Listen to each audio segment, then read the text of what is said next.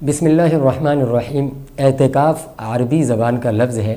اس کا معنی ہے اپنے آپ کو بند کر لینا، روک لینا، اور شریعت کی اصطلاح میں اعتکاف کہتے ہیں دنیا کے تمام تعلقات سے، تمام روابط سے کٹ کر، اپنے آپ کو روک کر اللہ تبارک و تعالیٰ کے گھر میں اللہ کے لیے اپنے آپ کو خاص کرنا، اپنے پورے وجود کو اللہ کے حوالے کر دینا، یہ اعتکاف ہے۔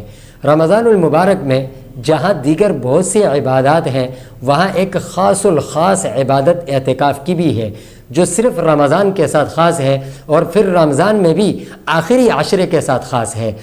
اور آپ علیہ الصلوۃ والسلام نے زندگی بھر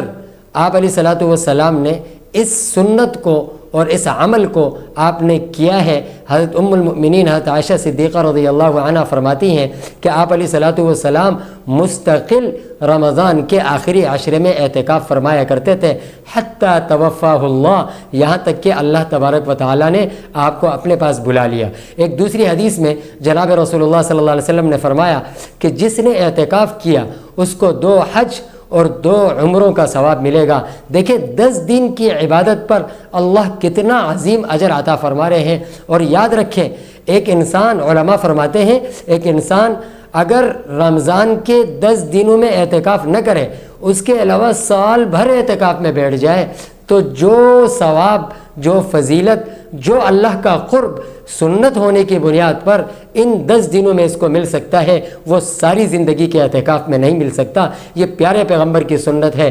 اپنے اوقات میں، اپنی مصروفیات میں سے وقت نکال کر اللہ کو یہ آخری 10 دن دیے جائیں۔ یقین جانیے رمضان کی روح بھی حاصل ہو جائے گی، عبادت کی لذت بھی حاصل ہوگی، اللہ کا قرب بھی حاصل ہوگا۔ یہ پیارے پیغمبر کی وہ سنت ہے جو رمضان کے اس آخری عشرے کے ساتھ خاص ہے، اور امت نے اس کو الحمدللہ جو ہے تھاما ہوا ہے، اور بڑے اہتمام کے ساتھ مساجد میں لوگ اعتکاف میں بیٹھتے ہیں۔ تو آئیے میں اور آپ بھی اللہ کی اس نعمت سے مستفید ہوں اور ان خوش قسمت لوگوں میں شامل ہوں۔ اپنے مساجد میں اعتکاف میں نام لکھوا کر ہم بیٹھیں اور اپنے اوقات، اپنے جسم اور اپنی تمام ضروریات کو اللہ کے سامنے رکھ کر اللہ سے بخشش اور مغفرت کے فیصلے کروائیں۔